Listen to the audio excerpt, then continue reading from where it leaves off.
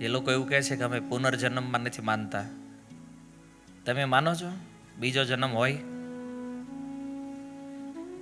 કે ચારવાક જેવું છે, મર્યા પછી કાંઈ ન હોય? હા, અહીંયા ભારતમાં બે વિચારધારાઓ છે. સનાતન પરંપરા એ કહે છે પુનર્જન્મ છે, અને એક ચારવાક દર્શન છે. ચારવાક દુર્યોધનનો એક મિત્ર હતો, એણે એક મત રજૂ કર્યો છે, નાસ્તિકવાદ. એનું કહેવાનું હતું કે ન તો જન્મ પહેલા કાંઈ હોય અને ન મર્યા પછી કાંઈ હોય. જે છે એ આયા છે, મોજ કરો એ. હા, આની એવી વિચારધારા છે ચારવાક. સંન્યાસીના વેશમાં રહેતો, એટલે આમ લાગે સાધુ, પણ પહેલા નંબરનો પાખંડી હતો. એમ અત્યારે તમે જુઓ, આસુરી વિચારધારા જે છે ને એ જલ્દી સ્વીકારમાં આવી જાય. કોઈને એમ કહો ને ભાઈ તમારે પછી નેક્સ્ટ જન્મની અંદર આવતો તમારા જન્મમાં જો તમારે સુખી થવું હોય તો તમે ભજન કરો. કોણે જોયું છે? હાલો, અહીં બેઠા એમાંથી મને એ કહો કે આમાં જેલમાં કેટલા ગયા છે?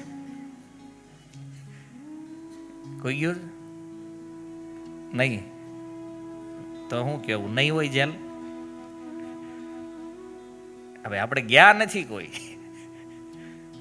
તો શું માનવું ન હોય? એટલે ઘણી બધી એવી વસ્તુઓ છે કે આપણે એમ કહી દઈએ કે ભાઈ હું નથી માનતો, તો ભાઈ તમારા માનવા ન માનવાની કોઈ વેલ્યુ નથી. પહેલી વાત એ સમજી લ્યો. કારણ કે આ કળિયુગમાં છે ને, નેતાઓએ યુવાનોને એવા બગાડ્યા છે. હરેક યુવાનોને એમ જ થાય છે કે જો મને સત્તા આપી દે ને તો આપણે દેશ આગી નાખવી, બધું સુધારી નાખીએ.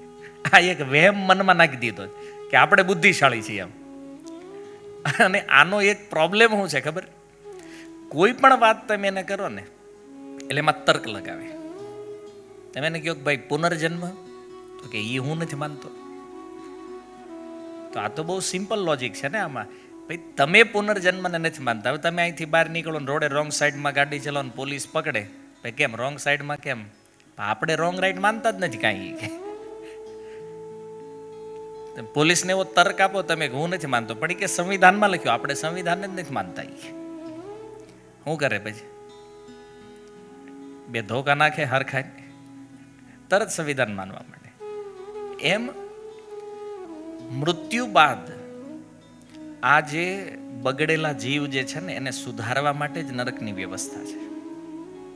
પછી અહીં બેઠા બેઠા અમે માનતા જ નથી, ન માનો કે તમને મૂકી થોડા દે.